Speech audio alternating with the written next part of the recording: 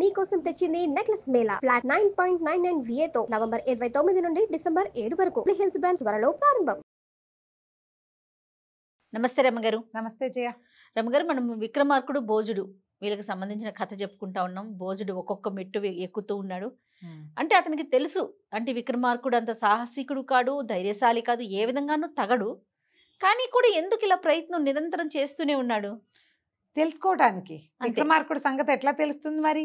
ఆయన చెప్పబట్టే కదా, ఆయన తెలుసుకోబట్టే కదా ప్రజలకి మనందరికీ తెలుస్తుంది. అందుకని ప్రతిమలు చెప్తాయి కాబట్టి ఆనాడు జరిగిన గాథలు వాటి ముఖతహా వినడం కోసం సింహాసన ద్వాత్రింశకలో 8వ మట్టి ఎక్కుతున్నాడు భోజుడు.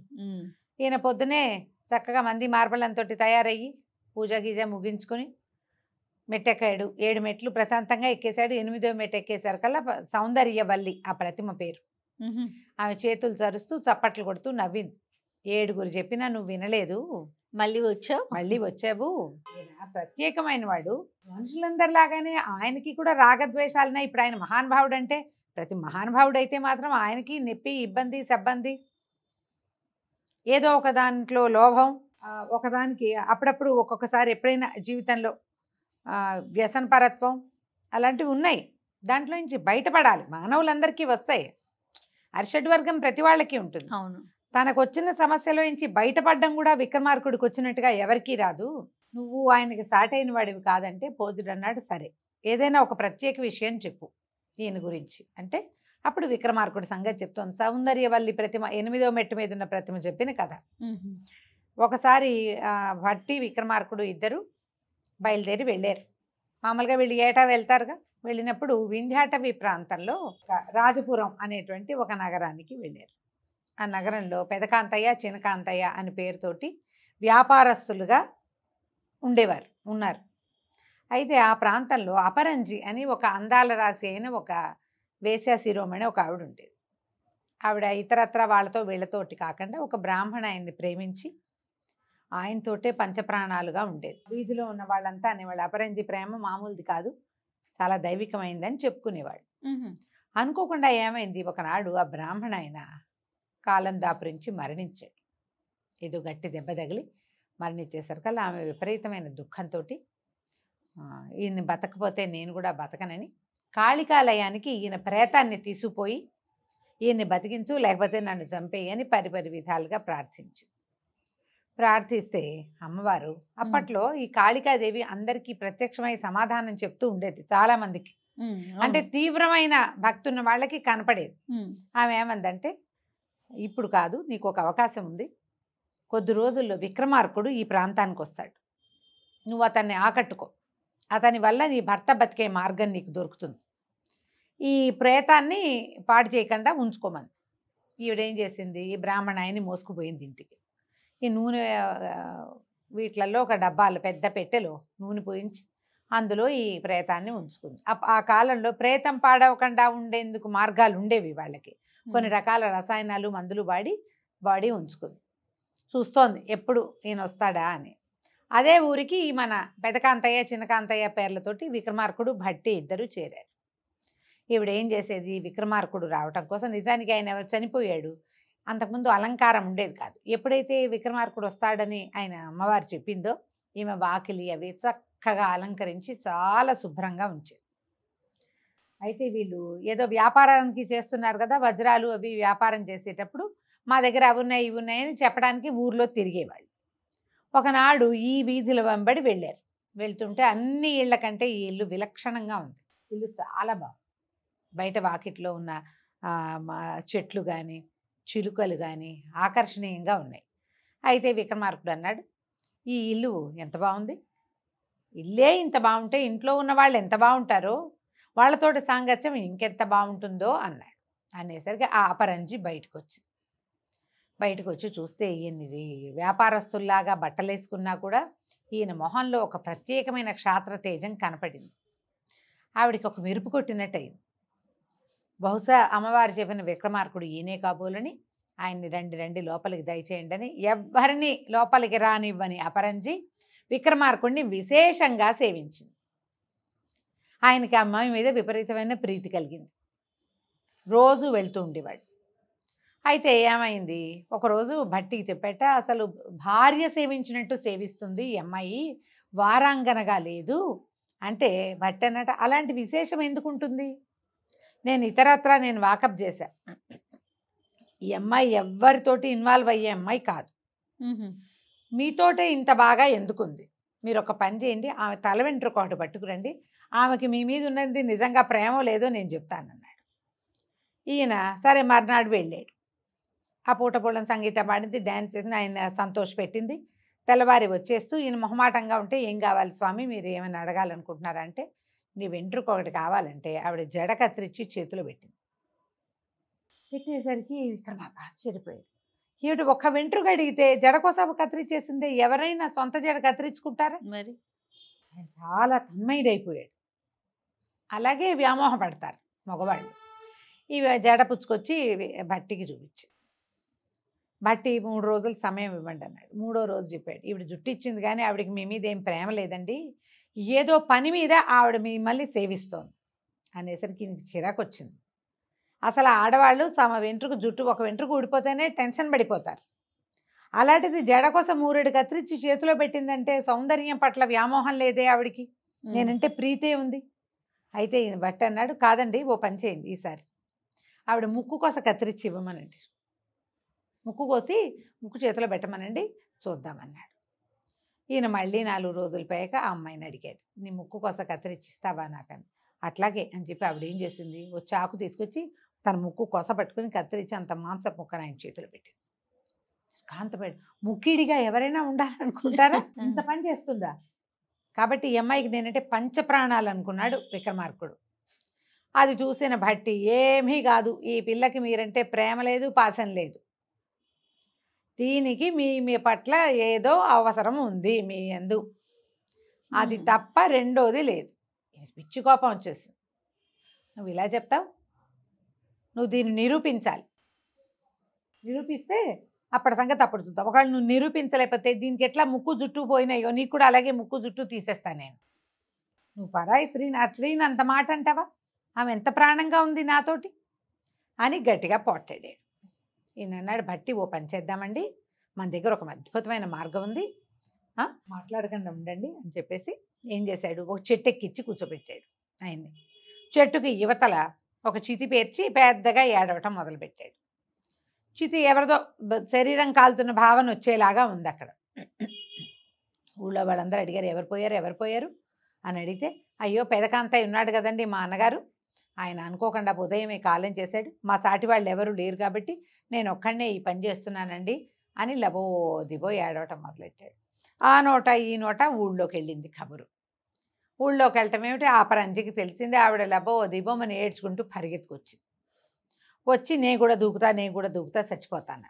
చుట్టుపక్కల వండ, నీ బొందలా ఉంది, ఆయన ఎవరో పరాయి ఊరువాడు, 4 రోజులు ఉండటానికి వచ్చాడు, ఆయన వెనకాల భార్యలాగా సహగమనం చేస్తానంటావేమిటే, నీ మొహము అలా పనికిరాదంటే ఎంత ఆపినా ఆగకుండా ఈ అపరంజి పరిగెత్తుకుంటూ వెళ్ళి ఆ చితిలో దూకేసి, దూకంగానే ఆమె ఎప్పుడైతే చితిలోకి దూకిందో చెట్టు మీద కూర్చున్న విక్రమార్కుడు దూకేశాడు కిందకి. పట్టినన్నాడు, అయ్యో అపరంజి చచ్చిపోతుందేమో ఇప్పుడు ఎట్లా అనేసరికల్లా భట్టి అన్నాడు, కాదు ప్రభు, మీరు కాళికాదేవిని ధ్యానించండి, ఆమె మీకు ఒక అవకాశం ఇస్తుందంటే ఈయన కాళికని ధ్యానించాడు. చెట్టు కింద కూర్చుని అమ్మవారు ఏం చేసింది, ఒక కుంభంతో నీళ్లు ఒక బెత్తము ఇచ్చింది. ఇచ్చేసరికల్లా పేం బెత్తం అది. ఈ కుంభాన్ని బెత్తం ఆయన చేతిలో అనేది కుంభాన్ని తీసుకున్నాడు భట్టి. తీసుకుని ఏం చేశాడు, ఆ కుంభాన్ని చల్లాడు ఆ చితి మీద. చల్లేసరికి చితి మంటలు ఆరిపోయాయి. ఆ బెత్తంతో ఒక దెబ్బ కొట్టండి దీని మీద అంటే ఆ చితి మీద ఒక దెబ్బ కొట్టేసరికల్లా అందరూ చూస్తుండగానే అపరంజి లేచి వచ్చేసింది బయటికి. కాళికాదేవి వరంతో బయటకు వచ్చేసింది. బయటకు వచ్చేసరికల్లా అందరు ఓహో అన్నారు. అసలు దీని పతిభక్తి ఏమిటి, ఆయన పత్ని భక్తి ఏమిటి, ఆయన చచ్చిపోయాడు అనుకుని ఈ ఏమో చితిలో దూకేసింది. ఆ దూకేసిన దాన్ని బతికించుకోవడానికి అమ్మవారిని ప్రార్థించి ఇతను ఇట్లాంటిది సాధించాడు అనేసరికల్లా అమ్మాయి అందరిని అడిగింది, ఏం జరిగింది అంటే, నువ్వు చితిలో దూకేవని ఈ పెద్ద కాంతయ్య గారు అమ్మవారికి ధ్యానం చేస్తే ఎక్కడి నుంచి వచ్చిందో అమ్మవారు అందరికీ కనపడలా, వీళ్ళకే కనపడింది, విక్రమార్కుడికి భట్టికే కనిపించింది. కుంభం వచ్చింది ఆయన చేతిలోకి, ఆ నీళ్ళేమో దీని మీద చల్లారు, ఆ బెత్తం కూడా బెత్తం పెట్టి కొట్టేసరికల్లా నువ్వు లేచి వచ్చావన్నారు. అనగానే అమ్మాయి ఏం చేసింది, ఒక్క ఉదుటిన ఈ పెదకాంతయ్య గారి కాళ్ళు పట్టుకుని, బాబు నాకు ఆ కుంభము ఆ బెత్తము నాకు ఇవ్వండి అని అడిగింది. అడిగేసరికల్లా ఈయన అక్కడున్న జనాల హడావిడికి విక్రమార్కుని ఆయన అర్థం కాల, ఆయనకు అర్థం కాక ఆమె ఏదో అడుగుతోంది కదా అని చెప్పేసి ఆ కుంభం అమ్మాయి చేతిలో పెట్టాడు. ఆ కుండ బెత్తం కూడా ఇచ్చేశారు. బెత్తము కుంభము పుచ్చుకుని ఒకటే పరుగు ఆ అపరంజి, వెనక్కి తిరిగి చూడాల, పరిగెత్తుకుంటూ వెళ్ళిపోయింది. వెళ్ళిపోతే సరే ఇక్కడ హడావిడంతా తీరిపోయింది. జనాలు ఆ మాట ఈ మాట మాట్లాడారు. వీళ్ళు కూడా వీళ్ళ బసకి వెళ్ళిపోయారు. ఈ అపరంజి చేసింది, ఇంటికి వెళ్ళి పెద్ద పెట్టెలో పెట్టిందిగా ఈ భర్త శవాన్ని, ఆ బ్రాహ్మణాయన్ని, ఆ ప్రేతాన్ని బయటికి తీసి శుభ్రంగా ఈ నీళ్ళన్నీ చల్లి ఆ బెత్తం పెట్టి కొడితే అతను లేచి కూర్చున్నాడు. 3 నెలల నుంచి అతను ఆ శవంగా పడున్నాడు. ఈ అమ్మవారి కృప ఇట్లా లభించింది, వచ్చిన వాడి విక్రమార్కుడే, ఆయన వల్లే నాకు ఇది లభించిందని ఆ బ్రాహ్మణ ఆయనతో హాయిగా కులాసాగా ఉంది. అతను చచ్చిపోయే మరి ఎన్నేళ్ళో ప్రేమించుకున్నారు. ఆవిడ దారిని ఆవిడ ఉంది. ఒక 2 రోజులు 3 రోజులు గడిచింది. వ్యాపార పనులన్నీ తెమిల్చుకుని నేను కులాసాగా గడపాలనుకుని విక్రమార్కుడు ఏమిటి 3-4 రోజులు అయిపోయింది, అపరంజి కనపడే లేదు, నేను అపరంజి ఇంటికి వెళ్తాను అన్నాడు. బట్టికి నవ్వొచ్చింది. సరే వెళ్ళండి అన్నాడు. ఈ విక్రమార్కుడు వెళ్ళేసరికల్లా వాకిట్లో ఈయన ఎంత తలుపు కొట్టినా తలుపు తీయలేదు.